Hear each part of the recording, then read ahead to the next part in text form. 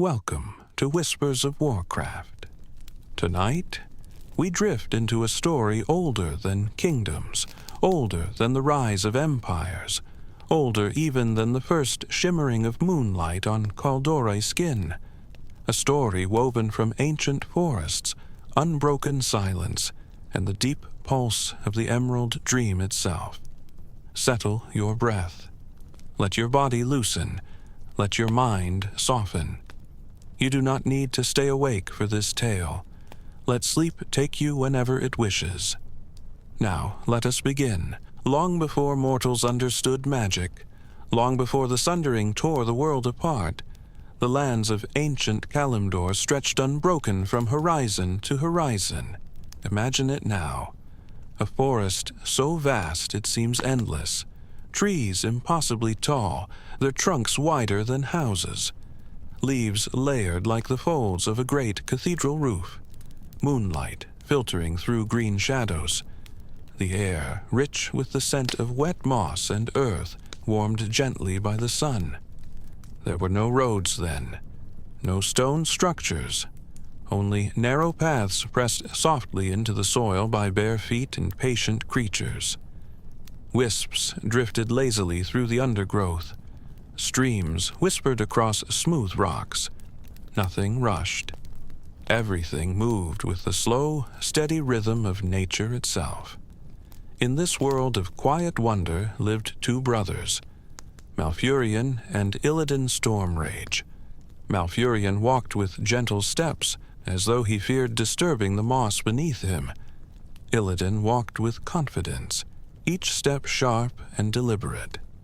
But when they laughed, the forest responded with soft echoes, as if amused. And when they whispered secrets beneath the canopy, the leaves shifted faintly as though listening.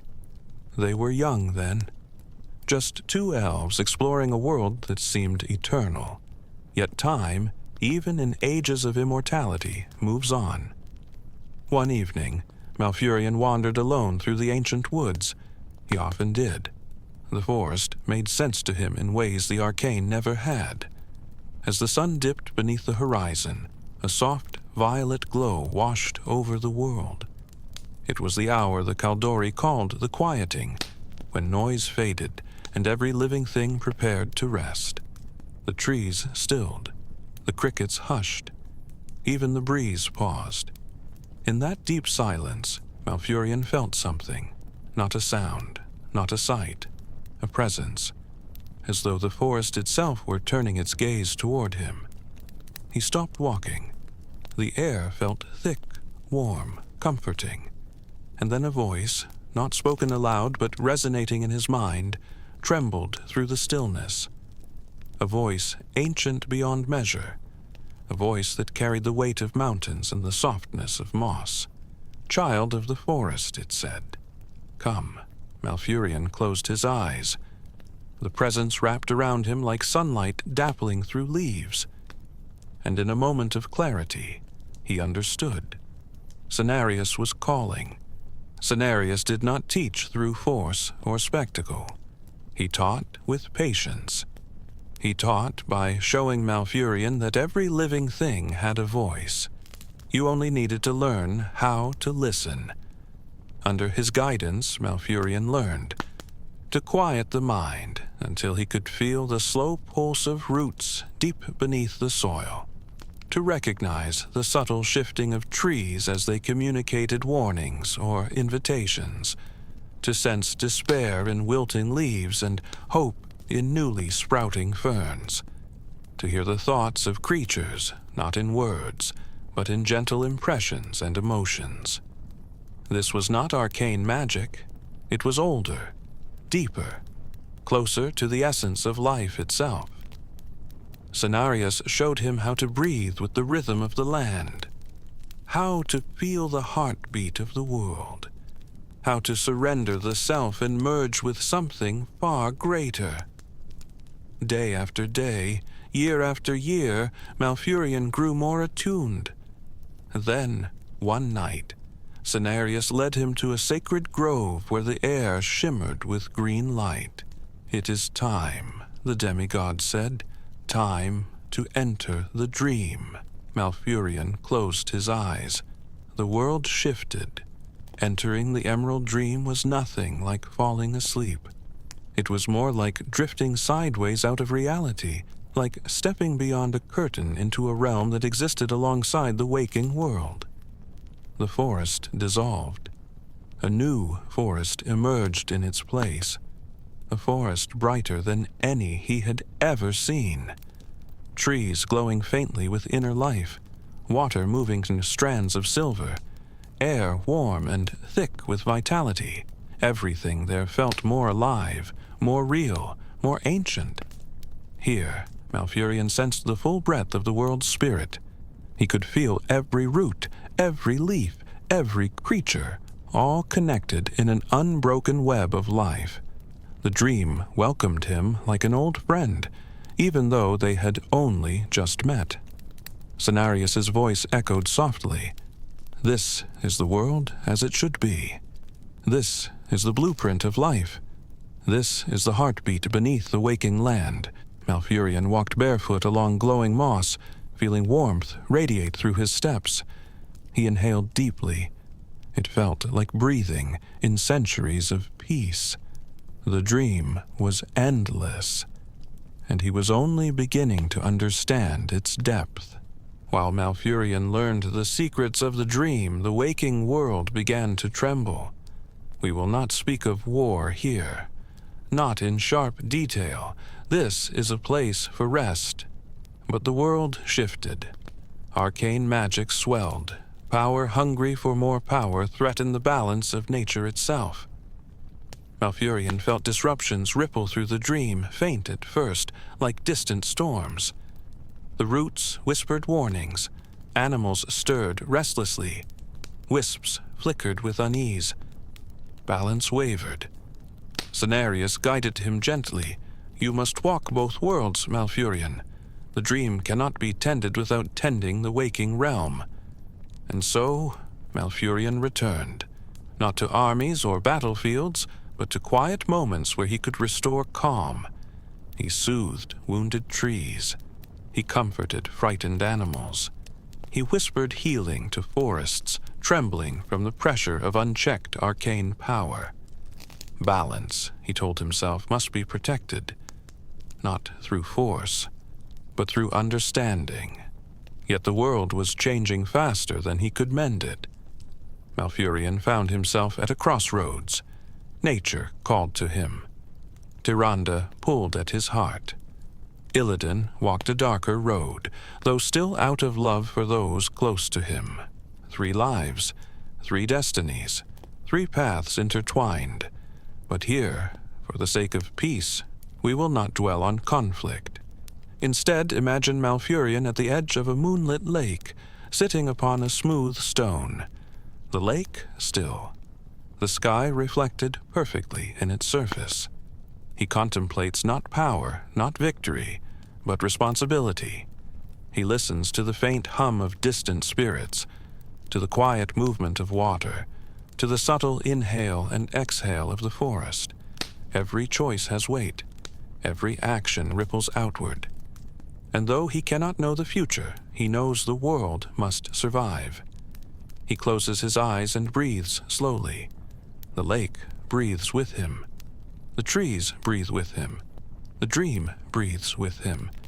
He rises with clarity. He will protect nature. He will safeguard balance. He will walk whatever path the forest requires. With quiet steadfastness, he moves forward. When the world breaks apart, when oceans rise and lands crumble, Malfurion does not sway.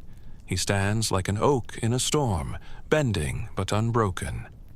When the earth calms and the skies stop shaking, he looks upon a world forever changed.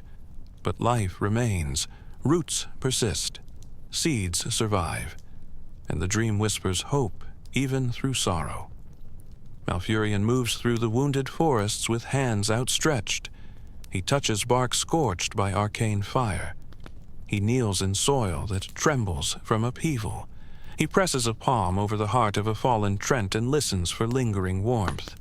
He does not despair. Even in ruins, nature endures. Time is on its side, always has been, always will be. Malfurion kneels among the broken trees and breathes. One breath for the world that was lost. One breath for the world that remains. One breath for the world that will grow anew. Then he stands, and he begins the healing, to heal the world fully. Malfurion knows he must once again walk the dream. He calls the druids to him, some newly trained, some still unsure, all willing.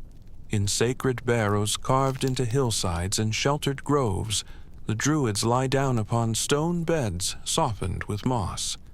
Malfurion is the last to lie down. He rests one hand against the earth, feeling the slow pulse beneath it. Then he closes his eyes. The waking world fades. The dream embraces him. For centuries the druids sleep, their bodies motionless, their spirits wandering. Malfurion walks the dream endlessly. He sees visions of forests that could be. He sees the world restored in countless forms. He listens to rivers whispering secrets. He touches ancient oaks whose memories span eras. He follows pathways illuminated by pure green light. Time does not exist here. Only growth, only balance, only renewal. And Malfurion becomes something more than mortal, something timeless. Even in the quietest places, shadows eventually gather. A corruption enters the dream, gradual at first, barely noticeable. Branches twist wrong, leaves darken, whispers in the dream turn sharp. Malfurion senses it like a cold shiver. He moves deeper into the dream, following the sickness to its source. What he finds is not a creature, but an absence, a hollow place where harmony has been devoured. The Emerald Nightmare. He does not rush. Rushing would feed panic. Instead, he walks slowly, step after step, breath steady and calm. He knows the dream better than any mortal. He knows its language, its pathways, and though corruption grows, light still exists, hope still flows. But the dream needs him, and so he stays, longer, deeper. When the waking world is threatened again, a voice breaks through the depths of the dream. Tyrande. The sound is soft, but strong enough to reach him across realms. Her voice carries concern, urgency, and a warmth that reaches his core. He turns toward it. The dream ripples, paths shift, light gathers. He rises from centuries of slumber. He returns to the waking world. When he opens his eyes, he sees Tyrande first. Her presence anchors him. She does not need to explain. Her expression tells him everything. The world needs him again. Malfurion stands, steady despite the ages that have passed. He takes her hand briefly, a gesture of silent understanding. Then he steps forward. Under Malfurion's guidance, the druids awaken. One by one, eyes open after centuries of dreaming. Breaths deepen, limbs stir. They rise not as warriors, but as guardians. They step out of barrows into forests that have changed, yet still welcome them. Trees rustle softly. Animals approach without fear. Wisps drift circles around them. Nature remembers its protectors. Malfurion lifts his gaze to the canopy above. Sunlight filters through the leaves in shimmering threads. He feels the pulse of the land beneath his feet. He feels the trembling of balance. He feels the call of duty. He breathes deeply, and the forest breathes with him. To be a druid is not to control nature, it is to serve it. Malfurion understands this more deeply than anyone. He does not shape the world through force, but through harmony. He kneels beside saplings damaged by conflict and encourages their roots to strengthen. He touches a lake, troubled by dark magic, and calms its waters with steady presence. He walks among wounded creatures, offering reassurance that only one who walks with the dream can give. The world listens to him because he listens to the world. Balance is not a destination. It is a conversation. One Malfurion has been part of for millennia. Paths between realms open softly for him. The Dreamway calls. With a gentle shift of his spirit, he steps into corridors of shimmering green. Every pathway feels familiar, built from memories shaped by nature itself. He travels effortlessly, through Valshara's quiet groves, through ancient Moonglade, through the Dream Grove where the air hums with hidden power, through Hyjal where leaves whisper stories of rebirth, through forests so old they have no names. Every step resonates in harmony with the land. Animals sense him. Owls glide beside him. Stags bow their heads. Bears watch him with calm reverence. Wisps drift like tiny lanterns following his path. The Dreamway is not merely a place. It is a sanctuary, and Malfurion moves within it as naturally as wind through leaves. There comes a time when flames rise upon the horizon, but we will not tell the story of burning with harshness. Instead, imagine fire as a distant glow, a trembling of heat in the air, the world gasping in pain. Malfurion walks toward the disruption not with anger but with sorrowful determination. He spreads his hands. Where fire has passed, new shoots emerge. Where earth has cracked, green returns. Where shadows linger, light strengthens. His presence is not forceful. It is steady, like rainfall after drought, like a gentle tide smoothing jagged stones, like a dawn that quietly, resolutely replaces night. Nature endures because he helps it endure, and he does so without complaint. Their bond is subtle, not loud. It is not defined by declarations or dramatics. It is defined by gentle moments, two figures standing beneath the same moon, whispers exchanged in sacred groves, silent understanding when words are unnecessary, shared purpose that spans centuries, a closeness deep enough that even the dream cannot separate them. Tyrande is light. Malfurion is shadowed green. Together, they form balance. Their love is ancient, patient, resolute. Even in the darkest eras, that bond remains unbroken. And even in this quiet story told for rest, their connection brings warmth. As years pass, Malfurion continues his eternal work. He walks the waking world, guiding new druids, teaching patience, restoring what has been damaged. He walks the dream, mending its wounds, soothing its spirits. He never grows weary. Nature's strength flows through him. Dreamlight fills him. Balance sustains him. And whenever the world breathes, he breathes with it. His presence is constant, his wisdom deep, his spirit vast. Malfurion Stormrage is the anchor of the natural world, and he remains so with the quiet dignity of ancient trees. Imagine now that Malfurion stands beneath a world tree, the air still, the leaves shimmering in slow waves, roots deep as memory itself. He sits upon soft moss. A gentle breeze stirs his hair. Wisps gather around him, dim as lanterns in fog. He closes his eyes. The dream stretches beneath him, an endless sea of green light. The waking world stretches above him, a tapestry of forests, rivers, mountains, and life. He sits between both, a bridge, a guardian. He breathes deeply, slowly, peacefully. There is nothing urgent, nothing loud, nothing painful. Only calm, only balance, only the steady rhythm of the world. If you listen closely, you can almost hear the dream breathe with him. In and out, in and out. Let that rhythm carry you now. Let it soften your thoughts. Let it cradle your mind. You are safe. You are held gently by this world of ancient forests and quiet dreamlight. Malfurion rests. and you may rest with him. If you're still awake enough to hear these final words, and this quiet journey through the dream brought you rest, you are welcome to return to Whispers of Warcraft whenever you need calm stories and peaceful nights. If this helped you drift off, a gentle like, a quiet subscribe, or a simple comment will help these stories reach others who need rest. But you do not need to move now. You do not need to open your eyes. You do not need to think. Just breathe.